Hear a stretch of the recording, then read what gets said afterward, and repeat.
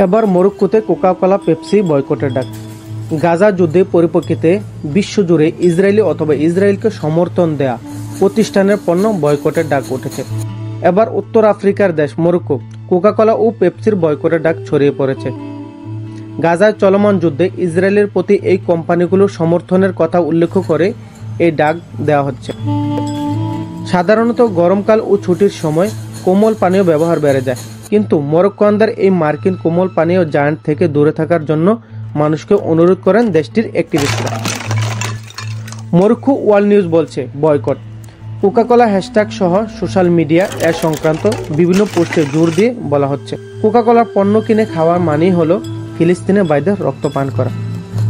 অনেকে আবার এসব কোমল পানির বদলে মরক্কোয়ান পুদিনা চা ব্যবহারের জন্য যুক্তি দিচ্ছেন।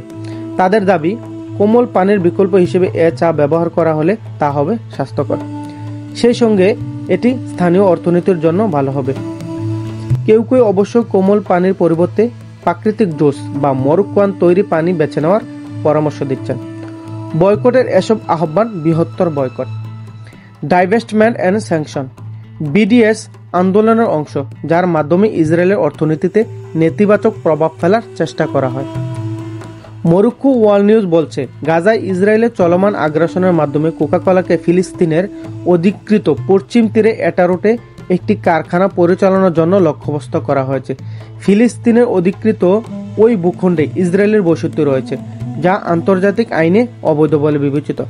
এর আগে 2022 সালে অ্যাক্টিভিস্টদের চাপে মার্কিন ফুড কোম্পানি জেনারেল মিলস এটারোট ছেড়ে চলে যায়। ফ্রেন্ডস অফ আল আকসা সংস্থা এখন কোকা-কোলাকেও সেই ধরনের পদক্ষেপে অনুসরণ করার জন্য চাপ দিচ্ছেন। সংস্থাটি বলছে, কোকা-কোলা পান করার মাধ্যমে আমরা ভোক্তা হিসেবে ইসরায়েলিদের অবৈধ দখলদারিত্বের বিষয়ে চোখ বন্ধ করে রাখছি।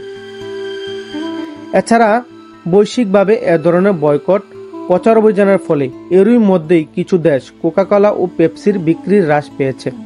অন্যান্য দেশগুলোর মধ্যে তুরস্ক কোকা-কোলার বিক্রি ব্যাপক হ্রাস পেয়েছে। তাছাড়া বয়কট ট্রেন্ডের ফলে বিপাকে পড়েছে ম্যাকডোনাল্ডস, কেএফসি, স্টারবাকসের মতো মার্কিন জায়ান্ট ফুড চেইন। মুসলিম দেশগুলো সহ বিশ্বজুড়ে কমেছে তাদের বিক্রির পরিমাণ।